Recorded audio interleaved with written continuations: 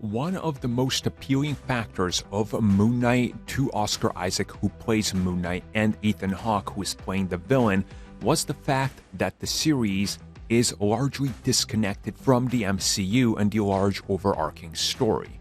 So again, let's go back to basics. Let's go back to what they said originally and what they actually mean by this, because people are still very much confused.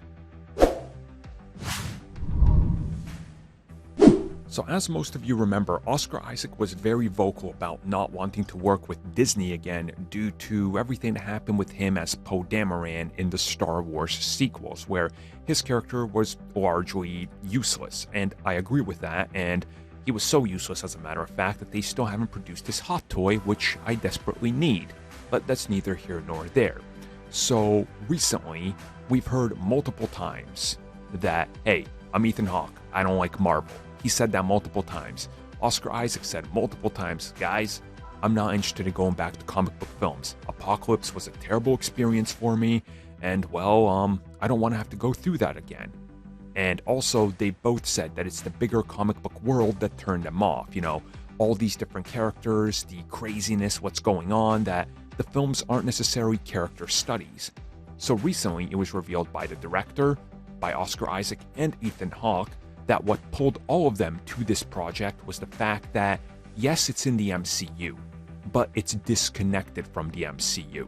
What they mean by that is, and this is what many people are missing, is that they are all saying that it's disconnected in a way that it's still part of the MCU, but it stands on its own. You don't have to have seen all these Avengers projects to know what's going on. They're not going to constantly beat you over the head with, hey, how about that Star-Spangled Man? Or, hey, remember The Incident? Remember, like, Netflix shows would always reference the Battle of New York as The Incident? Like, it's not like that. They're gonna have mentions if it feels organic, but as they say, this is a character study that focuses on Moon Knight. The focus is on Moon Knight. It's about this character, his world, his lore, and what he connects to that's a bigger part of the MCU.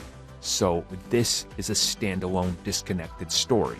And again, just understand, if you miss Moon Knight and you go into whatever project he appears in next, they'll do a fine enough job of catching you up.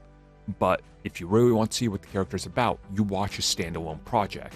And the reason they keep comparing it to films like The First Avenger, or Iron Man, or Thor 1, is because it's on that same level. It feels like it's a part of this bigger world, but you largely get a standalone story that's character-driven. And that's the big factor here, character drive.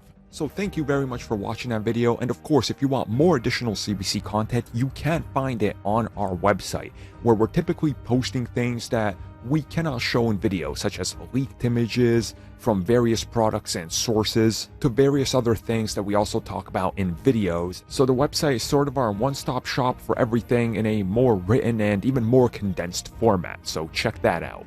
And until next time, have a good one.